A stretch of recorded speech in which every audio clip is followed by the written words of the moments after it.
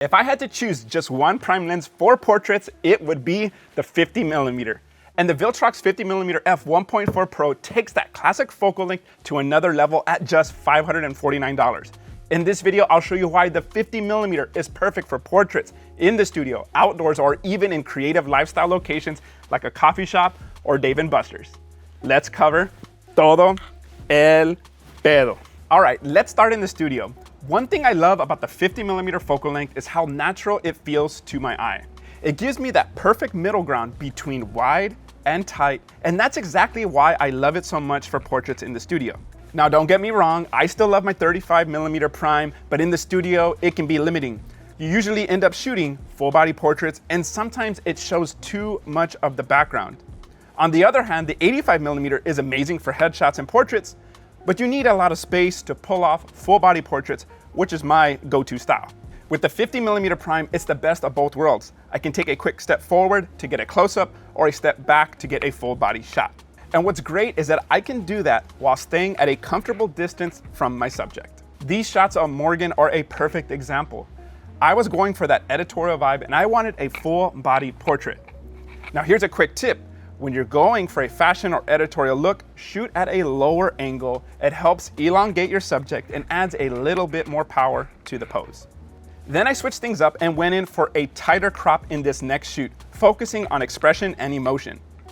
A simple step forward allowed me to get a close-up to capture her beautiful expression.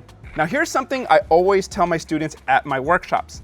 Lighting does not need to be complicated. This is just a simple one light setup, and honestly, sometimes less is more. Let me know in the comments if you agree. But if you ever feel stuck creatively in the studio, try experimenting with lens filters. For example, during my unique photo workshop in Fairfield, New Jersey, I used a prism filter in front of the lens to create some really cool flares and color reflections. It added this cinematic dreamy layer to the shot of Juliana, and it's such an easy way to bring something new to your portraits. And in this next shoot with Ashley from Shop Aliora, I used the 50mm focal length for the entire shoot to capture her new clothing line. What's awesome is that I could get the full body branding shots and beautiful close-ups to show off the wardrobe details, all with just one lens and just by taking a few steps.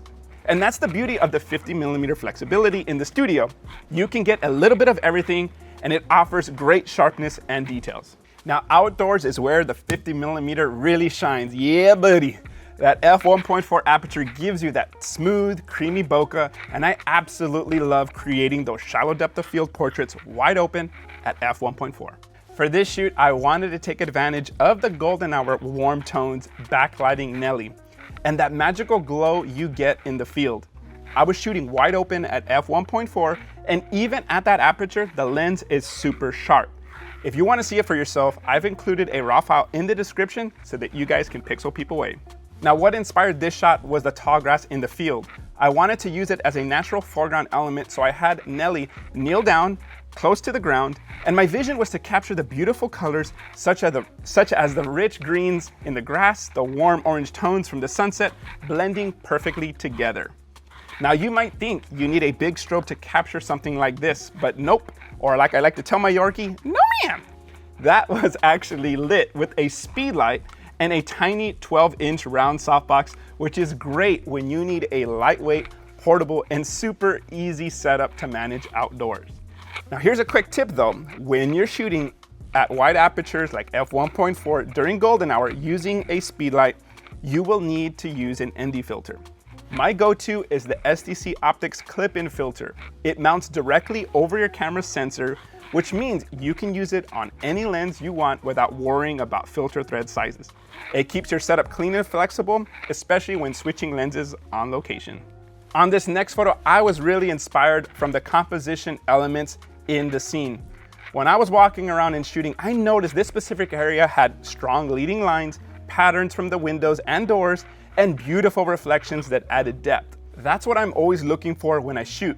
Shapes, lines, and reflections that bring visual interest into the photo. This is where the 50mm focal length is great. It lets me showcase the environment while still getting that beautiful background blur that keeps the focus on my subject. Now here's another photo where I played with the natural framing. I found this architectural architectural archway and use it to frame Ashley perfectly in the center. As a bonus, the columns created this amazing sense of depth. They started in the foreground and led your eyes all the way to the background, which added a nice flow to the photo. And then to top it off, look at that gorgeous bokeh in the background. As soon as I saw those Christmas lights, I knew at f1.4 I was gonna get that classic Eli Infante look, creating that beautiful bokeh. That's the beauty of shooting outdoors with the 50mm lens. You can experiment with composition, color, and depth to create something awesome. One of my favorite types of photos to create are lifestyle portraits on location. For this first shoot, I headed to Saloon, a local coffee shop. And here's why the 50mm was the perfect choice. The place had customers, people studying, chatting, just enjoying their coffee, so I didn't want to be a distraction. If I had used a longer focal length like an 85mm, I would have needed to stand much farther back, which isn't ideal in tight spaces. With the 50mm, I was able to stay close to my subject while still including all those beautiful elements that make the coffee shop feel alive. Those warm tones, the decor, and the atmosphere. That's a big reason why I love this focal length. It gives you that balance of including the environment in the portrait. Now, one of the big advantages of this lens is that f1.4 aperture. And it's not just for that creamy, shallow depth of field, but for low light performance. This coffee shop was dimly lit, and instead of using flash, which would have been super distracting with people around, I switched to continuous lights. Continuous lights let me blend the light naturally with the ambient light in the room and kept things low key. Now here's another tip. Anytime I'm doing a lifestyle or portrait session, I always try to include a prop or something the subject can hold or interact with. In this case, we used a book and a cup of coffee, which fits perfectly with the location and gave the model something natural to do with her hands.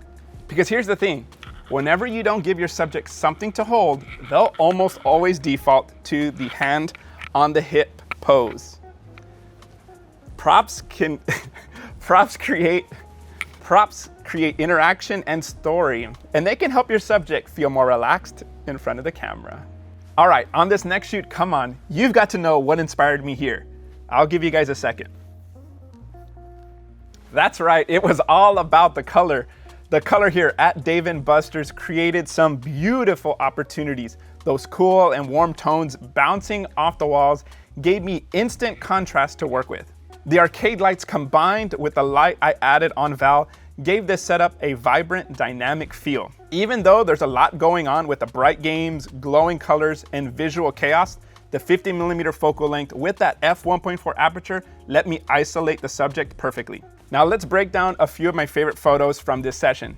In this first image, which I'll call the tunnel shot, I used the principle of design called balance. The composition is symmetrical with Val placed in the center. The repeating lines around her created this sense of harmony because of how she is framed.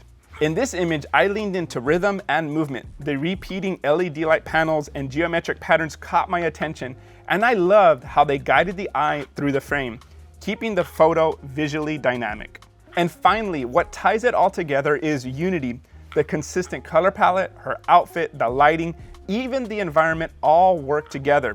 The subtle pops of red and blue contrast beautifully, and the headphones were the perfect prop to complete the look. Now here's a quick tip. I get this question all the time. Eli, how do you get permission to shoot in places like these? Honestly, it's pretty simple. I'm old school. I just walk in and ask.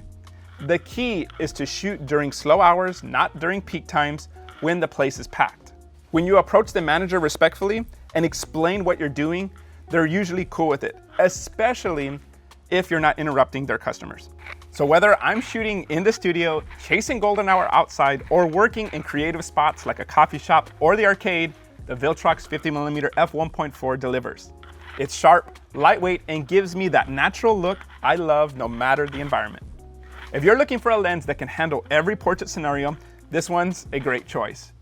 If you enjoyed this breakdown, hit that like button and let me know which setup was your favorite in the comments. Was it the studio lighting, golden hour, or Dave & Buster's, or the coffee shop? Thank you all for watching, and I'll catch you on the next one.